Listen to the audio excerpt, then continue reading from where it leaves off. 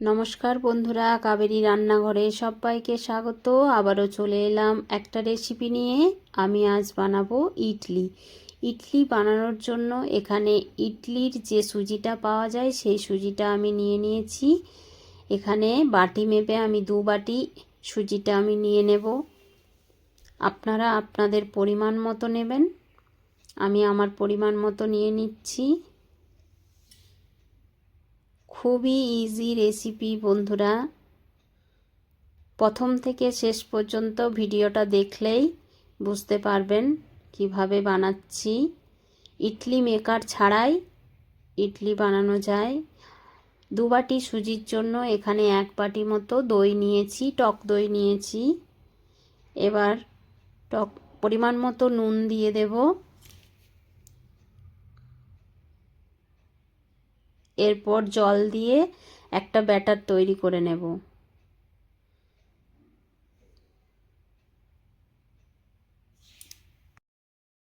জল দিয়ে ভালোভাবে মিশিয়ে নিতে হবে।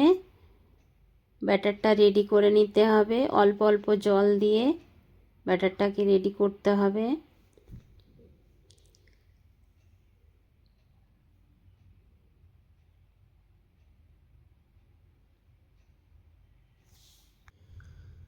আমি যেরকম করে বানাচ্ছি সেরকম করে একবার বানিয়ে দেখবেন, খেতে খুবই ভালো লাগে।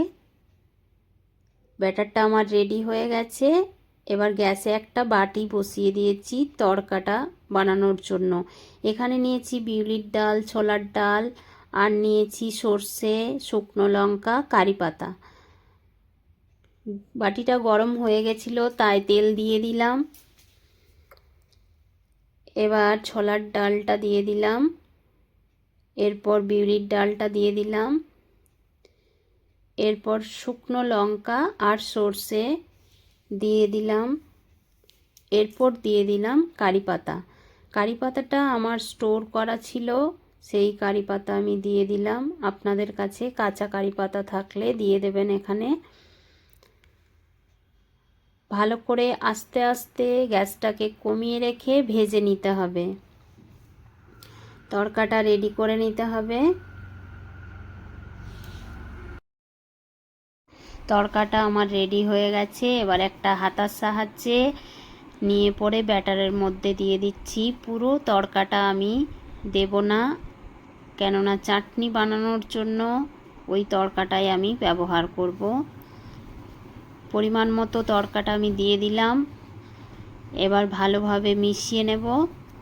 ব্যাটারটা অনেকটা ফুলে উঠেছে, তাই আরেকটু জল লাগবে আমার। জলটা দিয়েও বেশ ভালোভাবে মিশিয়ে নেব।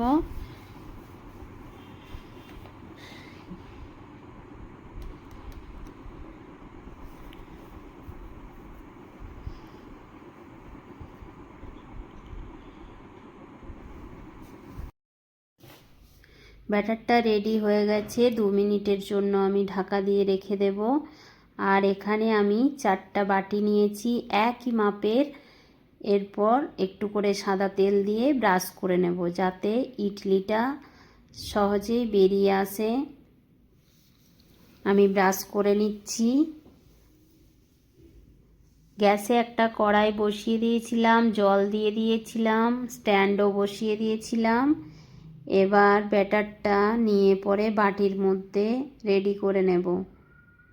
পুরো ভর্তি করে দেব না ব্যাটারটা, একটু কম করে দিয়ে দেব। সব বাটিগুলোর মধ্যে নিয়ে নেব আমি ব্যাটারটা।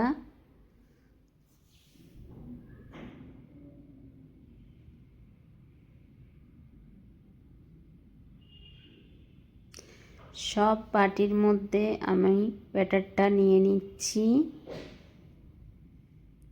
এরপর স্ট্যান্ডের মধ্যে বসিয়ে দেব।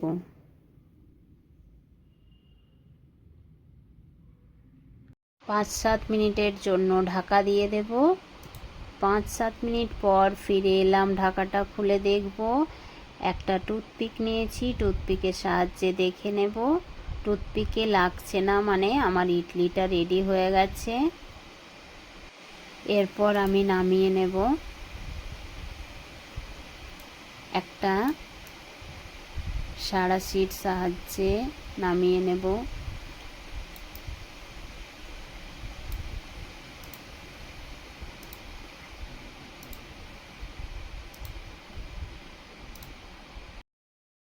সব বাটিগুলো আমি সাঁড়াশির সাহায্যে নামিয়ে নিচ্ছি। একইভাবে সব বাটিগুলো আবারও দিয়ে দেব। 5 মিনিটের জন্য ঢাকা দিয়ে রেখে দেব। ততক্ষণে আমি একটা চামচের সাহায্যে সাইডগুলো ছাড়িয়ে নেব। ইডলিটা যাতে সহজেই বেরিয়ে আসে, সাইডগুলো একটু করে ছাড়িয়ে দিলেই সহজেই বেরিয়ে আসবে। আমার রেডি হয়ে গেল ইডলি। ইডলি মেকার ছাড়াই ইডলি রেডি হয়ে গেল। এরকমভাবে একবার বানিয়ে দেখবেন বন্ধুরা। আমি সব ইডলিগুলো এক এক করে বের করে একটা প্লেটের মধ্যে নিয়ে নিচ্ছি। এরপর আমি চাটনিটা বানিয়ে নেব।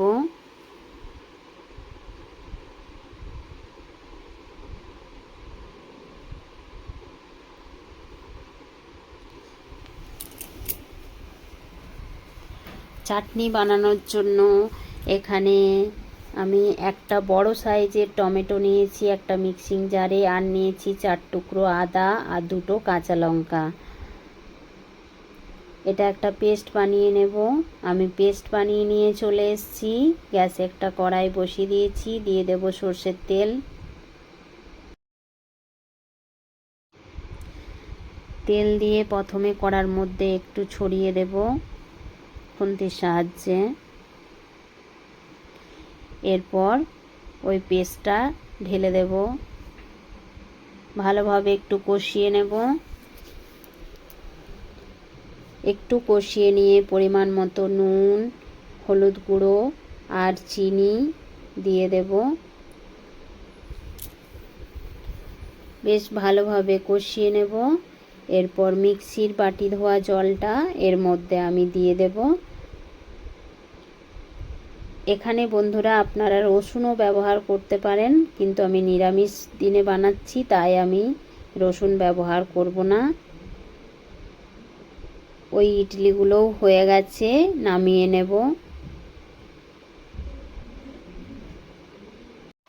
একটা টুথপিকের সাহায্যে দেখে নিলাম, টুথপিকে লাগছে না, মানে আমার হয়ে গেছে। গ্যাসটা বন্ধ করে দিলাম।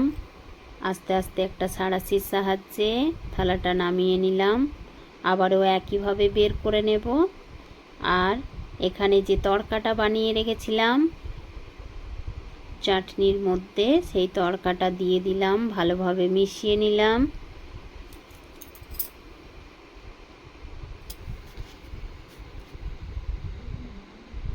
চাটনিটা আমার রেডি হয়ে গেছে। এবার গ্যাসটা অফ করে নামিয়ে নেব। একটা বাটির মধ্যে আমি চাটনিটা তুলে নিচ্ছি। আমার রেডি হয়ে গেছে ইডলি আর চাটনি। প্লিজ আমার ভিডিওগুলো যদি আপনাদের ভালো লেগে থাকে তাহলে লাইক, শেয়ার, সাবস্ক্রাইব, কমেন্ট করবেন।